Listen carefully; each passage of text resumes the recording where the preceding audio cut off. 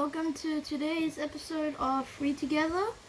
Today we'll be reading Chapter 2 of Grandpa's Great Escape by David Williams. So, let's get started.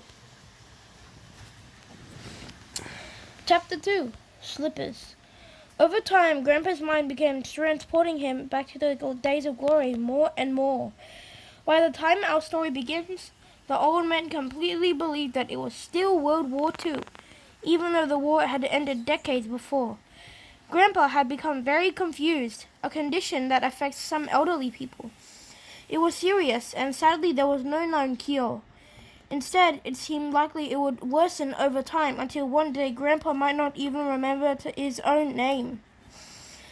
But as ever in life, wherever there is tragedy, you can often find comedy. In recent times, the old man condition had led to some very funny moments. On bonfire night, Grandpa insisted everybody go down to the air raid shelter at once when the next door neighbors started letting off fireworks in the garden. Or there was a time where Grandpa cut a wafer-thin chocolate melt into 4 pieces with his penknife and shared it out with the family because of rationing.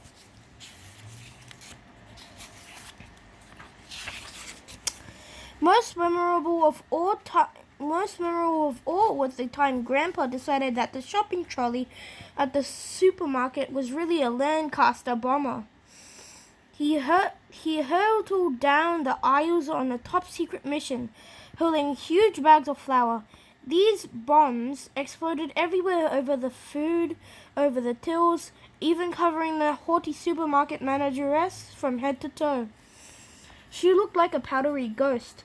The clean-up operation lasted many weeks. Grandpa was banned from the supermarket for life. Sometimes Grandpa's confusion could be more upsetting. Jack had never met his grandmother. This was because she had died nearly 40 years ago. It had been one night towards the end of the war in a Nazi bombing raid over London.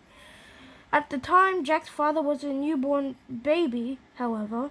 When Jack stayed at his grandpa's tiny flat, the old man would sometimes call for his darling Peggy as if she was in the next room. Tears would well in the boy's eyes. It was heartbreaking. Despite everything, Grandpa was an incredibly proud man. For him, everything had to be just so.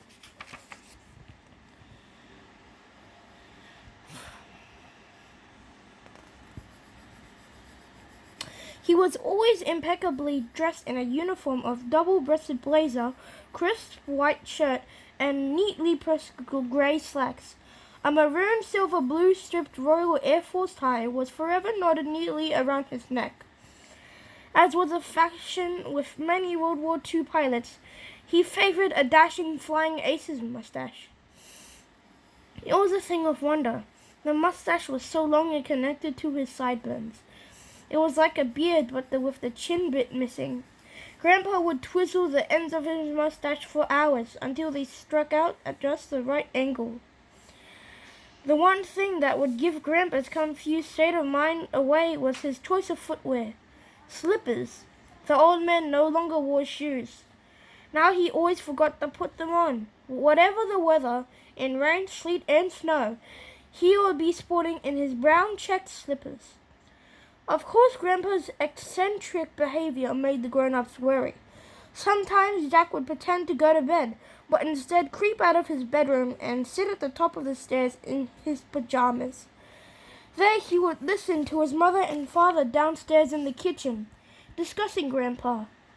They would use big words that Jack didn't understand to describe the old man's condition. Then Mom and Dad would argue about Grandpa being put in an old folks' home. The boy hated hearing his grandfather talked about in this way, as if he was some sort of problem. However, being only 12 years old, Jack felt powerless to do anything. But none of this stopped Jack adoring hearing stories about the old man's wartime adventures. Even though these tales had become so real to Grandpa now that the pair would act them out, they were the boy's own adventures, stories of daring do. Grandpa had an ancient wooden record player the size of a bath. On it, he would play booming orchestral music with the volume as high so it would go. Military bands were his favorite. And together, Jack and his grandfather would listen to huge classical pieces like Rule Britannia, Land of Hope and Glory, or the Pomp and Circumstance marches. Way into the night, 2 old armchairs would become their cockpits. As the music soared, so did their imaginary fighter planes. A Spitfire for Grandpa and a Hurricane for Jack. Up, up, and away they would go. Together, they would fly high above the clouds, outwitting enemy aircraft. Every Sunday, the night-preferring aces would win the Battle of Britain, without even leaving the old man's tiny flat. Together, Grandpa and Jack inhabited their own world and had countless imaginary adventures. However, the night our story starts is a real-life adventure was about to begin. Okay. Chapter 3, A Waft of Cheese. Okay, that is the end of the video. If you did like this video, please click the like button and subscribe. And if you want to be notified when all of our videos come out, make sure you click the bell and select all. Okay, goodbye guys.